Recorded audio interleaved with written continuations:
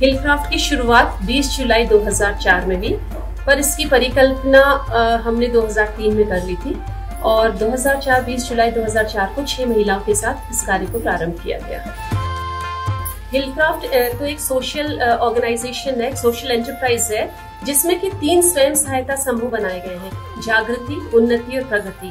तो ये तीनों समूह जो है ये हमारे लिए काम करते हैं और इनके जो प्रोडक्ट्स हैं वो सब हिलक्राफ्ट नाम के ब्रांड नेम से बेचे जाते हैं। हमने एक्चुअली, मेरा बैकग्राउंड भी कोई आर्टिस्ट में नहीं हूँ और हमारा ये बैकग्राउंड नहीं है, और मेरी एक नॉर्वेजियन सहेली है जो मेरी इसमें सेल्स पार्टनर रही है।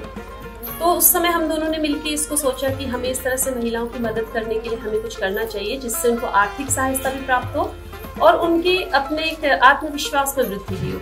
तो ये सोच करके हमने 6 महिलाओं के साथ ये काम शुरू किया और हम उस टाइम पे हमने हैंडमेड पेपर कार्ड्स बनाए और हमने नॉर्वे में कार्ड्स भेजने शुरू किए और नॉर्वे में हमें बहुत अच्छा रिस्पांस मिला। लोग काफी खुश हुए हमारे कार्ड से और उसी से हमें बहुत ज्यादा एनकरेजमेंट मिला और हमने फिर उन महिलाओं की बढ़ते बढ़ते संख्या हमारी 50 तक पहुंच गई।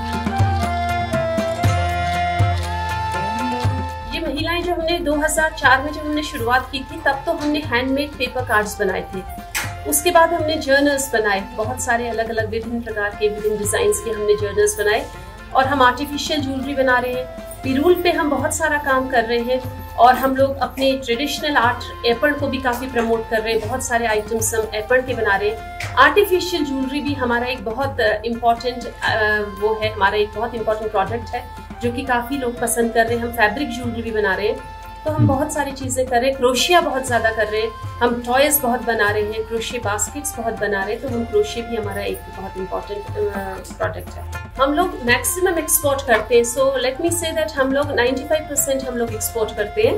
तो हमारे जो प्रोडक्ट्स हैं वो सबसे ज्यादा नॉर्वे में ट्रांसपोर्ट होते हैं। हम लोग सब एक्सपोर्ट किया जाता है सब कुछ, और हम नॉर्वे एक्सपोर्ट करते हैं, हम लोग स्विट्जरलैंड एक्सपोर्ट करते हैं और अभी हमने हाल ही में हमने यूके और यूएस में भी काम करना शुरू किया है।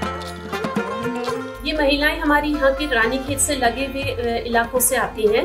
रानीखेत लोकल से भी हैं 1-2 महिलाएं। तो इसी के जो हमारे पास के गांव हैं जैसे खनिया है, पनियाली, पिलखोली, उपराड़ी और भी बहुत सारे छोटे छोटे गांव हैं, वहां से हमारी महिलाएं आती हैं।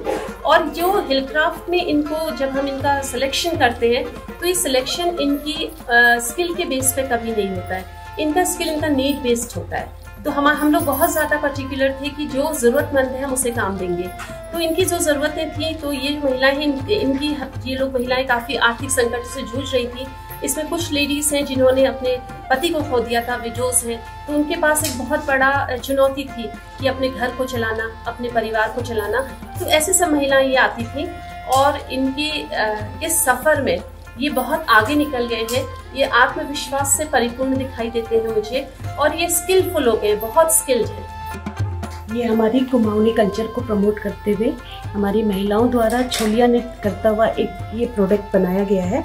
ये एप्लिक वर्क है, इसमें कपड़े का काम किया गया है। तो ये लोग अपनी मदद तो खुद कर ही रही हैं और साथ में समाज की मदद करने के लिए भी बहुत जागरूक हुई हैं और इन्हें बहुत सारे लोगों की सहायता करने के लिए हमेशा तैयार रहते हैं। और इसकी फिलॉसफी ये है कि ये लोग इंडिपेंडेंटली जिस दिन इसको हैंडल करेंगे तो उस दिन मुझे लगेगा कि शायद मेरा सपना पूरा हो गया, मेरे बिना सपोर्ट के, हम लोगों के बिना सपोर्ट के। जिस दिन ये लोग इंडिपेंडेंटली हिलक्राफ्ट को हैंडल करने लगेंगे तो उस दिन हमारा सपना साकार हो जाएगा।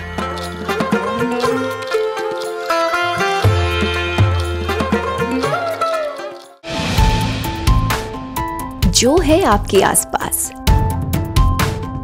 आपके शहर का खास, वो दिखाएगा आपको DNN 24, आपका अपना डिजिटल न्यूज नेटवर्क।